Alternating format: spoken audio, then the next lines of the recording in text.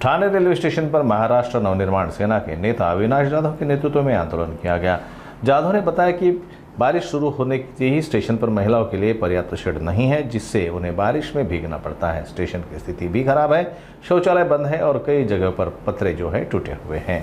मनसे ने अधिकारियों को जल्द से जल्द सुधार करने के निर्देश दिए हैं, अन्यथा तीव्र आंदोलन की चेतावनी इस वक्त उन्होंने दी है। और उन्होंने कहा कि इसके लिए खासदार जिम्मेदार है और अगर वो काम नहीं करना चाहते हैं तो इसकी पूरी जिम्मेदारी उनकी रहेगी।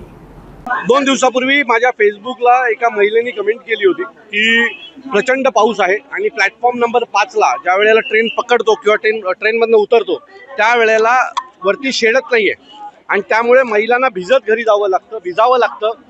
ट्रेन छत्री उघडू शकत नाही कारण प्रचंड गर्दी असते आणि छत्री उघडली तर भांडणं होतात।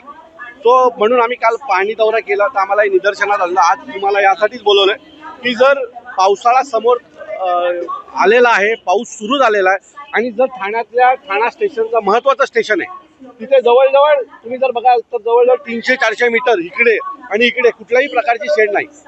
5 नंबर स्टेशन प्लॅटफॉर्म हा अतिशय महत्त्वाचा प्लॅटफॉर्म आहे आणि त्या प्लॅटफॉर्मवर अनेक महत्त्वाच्या ट्रेन थांबतात आणि अशा ठिकाणी जर ही परिस्थिती असेल तर मला असं वाटतं की हे दुर्भाग्यपूर्ण आहे। अधिकाऱ्यांनी याच्याकडे लक्ष दिलं पाहिजे।